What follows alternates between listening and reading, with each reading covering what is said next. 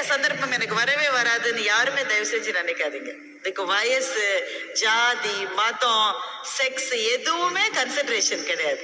எந்த நேரத்திலையும் யாருக்கும் கால் இடரும், கீழே விழலாம். கிட்டத்தட்ட 30 வருஷங்களுக்கு முன்னால் எழுத்தாளர் சுஜாதா காகித சங்கிலிகள் என்ற கதையை எழுதினார். கிட்னி நோயினால் பாதிக்கப்படுகிற ஒரு பேஷண்ட் ஜெனரல் ஹாஸ்பிட்டல் அட்மிட் ஆயிருக்காரு. அப்ப இந்த அளவு டயாலிசிஸ் பண்ணுகிற டெக்னாலஜி அப்ப கிடையாது. ஜெனரல் ஹாஸ்பிட்டல்ல மாத்திரம்தான் டயாலிசிஸ் மிஷின் ஒன்னே இருந்திருக்கு. அந்த ஒரு மிஷின்ல அந்த பேஷண்ட அப்பப்ப டயாலிசிஸ் பண்ணி வரணும். டாக்டர் சொல்றாரு, யாராவது ஒருத்தர் கிட்னியை டொனேட் பண்ணி தொலைங்க, எல்லாருக்கும் பிளட் மேட்ச் ஆகுது. இந்த குடும்பத்துல அவருக்கு 4-5 சகோதரர்கள் இருக்காங்க. எல்லாருக்கும் தயக்கம், செஞ்சா எனக்கு ஏதாவது ஆயிடுச்சுன்னா அந்த அவேர்னஸ் அவ்வளவு இல்லாத காலகட்டங்கள்.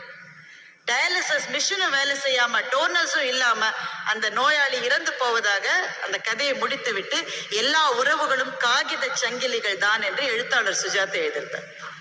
வெளியே பார்க்க இரும்பு சங்கிலி மாதிரி இருக்கும், உண்மையில அது காகித சங்கிலி தான் என்று எழுதியிருந்தார். அவர் எழுதிய ரொம்ப கடுமையான கதைகளில் அதுவும் ஒன்று.